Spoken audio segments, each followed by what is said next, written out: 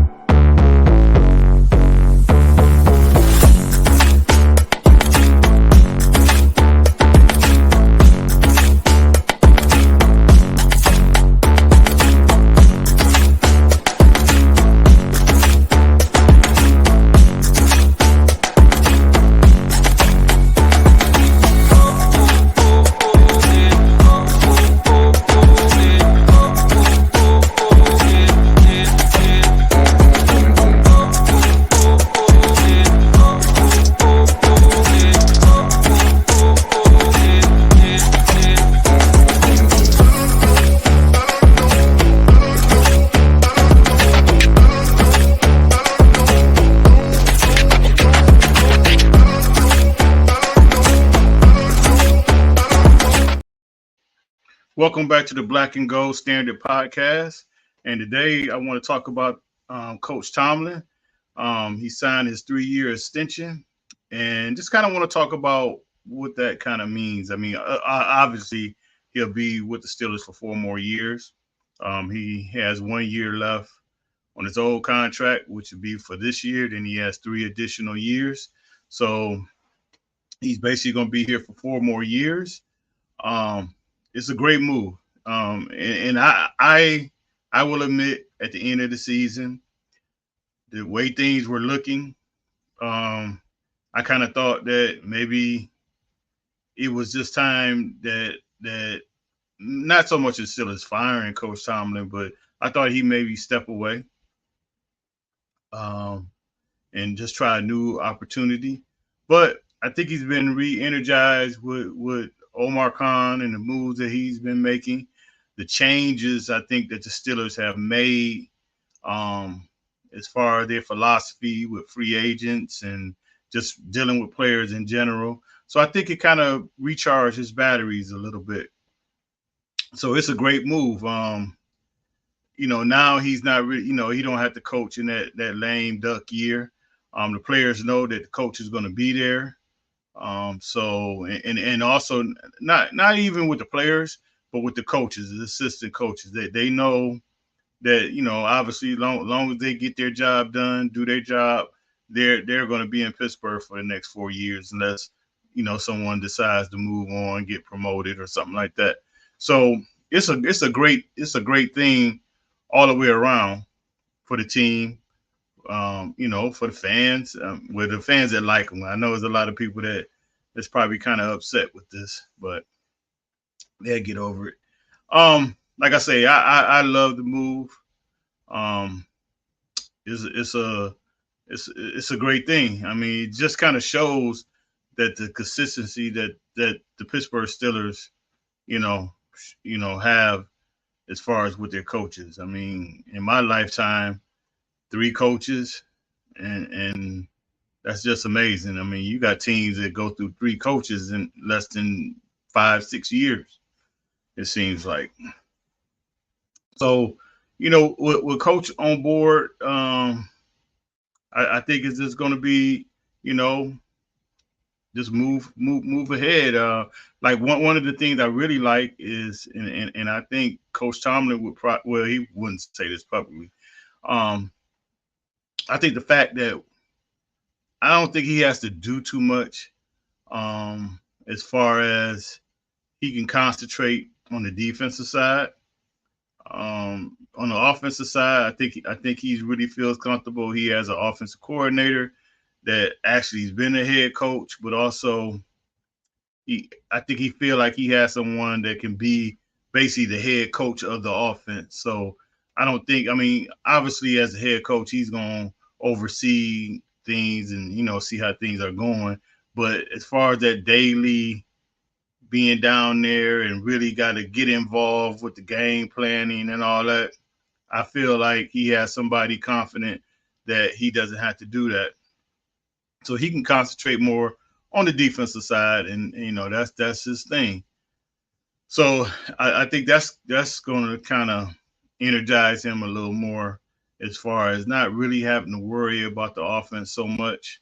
Like I say, I think Arthur Smith is basically the head coach of the offense, and you can just see in the Steelers' moves that they're making, he's getting a lot of leeway on the players that that he think he needs, and they're getting those guys in. So I think it's a win-win.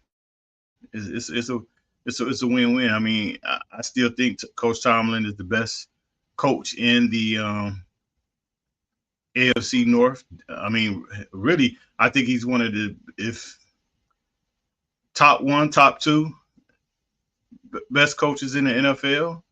I'm confident to say that. Um, so again, I think it's a win-win, and I like the move. And like I say, the Steelers know at least for the next 4 years, they got their coach, and that's a good thing. And also, well, a lot of things the Steelers fans and a lot of other fans don't really realize. I think with the change of philosophy, what the Steelers are doing with free agency and all that type of stuff. I mean, at the end of the day, when you get a player to come in and sign to your team, it's still about the money. They can say I like coach this and that. It's still about the money. But I feel like if the Steelers are going after a player and the money is about even or close to being even, I think Coach Tomlin pushes that over because it's a ton of players in the NFL that wants to play for Coach Tomlin. So that like I say, that's a great thing. So um, I just feel like as far as it comes to the recruiting of free agents, the Steelers are probably one of the top destinations just on the fact that guys want to come play for Coach Tomlin. Now they know he's going to be here for the next 4 years. That's going to be very huge for the Steelers, I think. So switching over a little bit, I want to talk about the NFL, man. The NFL. I ain't gonna really say they dirty, but I mean, they smart. And I think for years they've been wanting to get the Pittsburgh Steelers on Hard Knocks. And I think it's been some different type of scenarios that you can kind of get out of it. And I think part of it is if you make the playoffs, then you can deny it, and if you're a winning, it's a lot of other, a lot of little stuff. But whatever it is, the Steelers have been able to squeak through for the last 20 something years. So what the NFL did, they came up with this in season Hard Knocks, and I think with that one, I don't really think it's so much that you can deny it, or I'm really not sure. But what they did is they said, well, we're going to do it on the whole division, and they got the Steelers, and now their schedule is making sense as far as what the NFL was trying to do. I have no doubt that if this season goes the way that I expect it to go, and the way the Steelers expect it to go, they will be the star team of this Hard Knocks, because the rest of the teams in the AFC North, I mean, I guess Coach Harbaugh, he kind of fiery guy, so Baltimore get a lot of love. Cincinnati, I mean, I think Joe Burrow is probably their most, kind of outgoing guy a little bit. The coach, Cleveland Browns, really no storyline there. I mean, I think finally this should be the first year for Deshaun Watson that is kind of a normal year. I mean, all the stuff off the field is pretty much past now. Their head coach is kind of, he no personality really. So I think the Pittsburgh Steelers are going to be um, the star of Hard Knocks. I think Coach Tomlin, even though he's going to say that and I'm quite sure he doesn't want this to happen, But since it's here, I think he's gonna take the lead, and he's gonna know when those cameras are on. And I really think we're gonna get some good content from him. You got Russell Wilson, and I'm quite sure they're gonna follow him home and look at his home life, and it's gonna be pretty good. I think, at least for the fan standpoint. Um, and also the NFL know what they're doing. They do this stuff for ratings, and they know that the Steelers will be a home run just because of their fan base. So we'll see how it go. But yeah, the NFL is they pulled a fast one, and like I say, now the Steelers. When you look at the Steelers' schedule now with all the backloaded divisional games, you see why now. What else we got going on? I think that Brandon Ayuk, that it just won't go away. Me personally, I mean, I would love to see it happen, but I just think at this point, the money is just too great. I can't really see the Steelers because as far as the trade, I think that wouldn't be a problem. I mean, even if it's a first rounder, second round, or whatever, I think at this point the Steelers could make that trade happen, but I just can't see them paying a receiver $30 million a year, and then knowing that probably going into next year you're going to have to pay Pickens. And if Pickens had a year I think he's going to have, he's going to easily be a $20-25 million a year receiver. So I can't see the Steelers having $55 million locked up with their receivers. And then also you still got to pay your quarterback. Is either Russell going to come back? And if he does come back, he ain't coming back for nothing less than 25 or 30. So, you got that situation. I think Justin Fields, if he decides that, he want to stay in Pittsburgh, that's going to be another 6 to 10 million that you're going to have to pay him. I'm quite sure you're going to have to basically make him the highest paid number 2 quarterback. So he's going to get a nice little paycheck. If you decide to bring Najee back, that so it's I can't see them getting Ayuk in here with just because of the contract that he wants to have. I think San Francisco kind of bagged themselves in the corner. I mean, this is something they should have probably took care of at the as soon as they could have.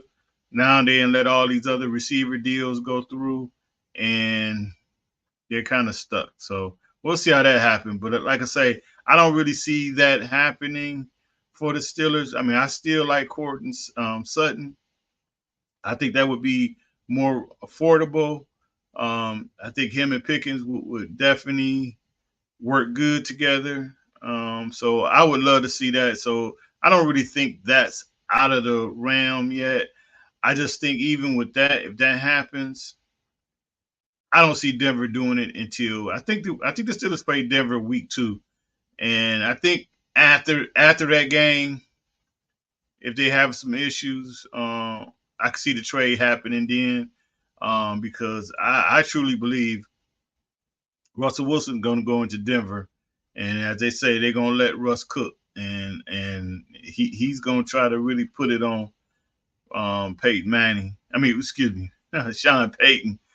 And I don't think they're gonna want to see Russell getting off and pause and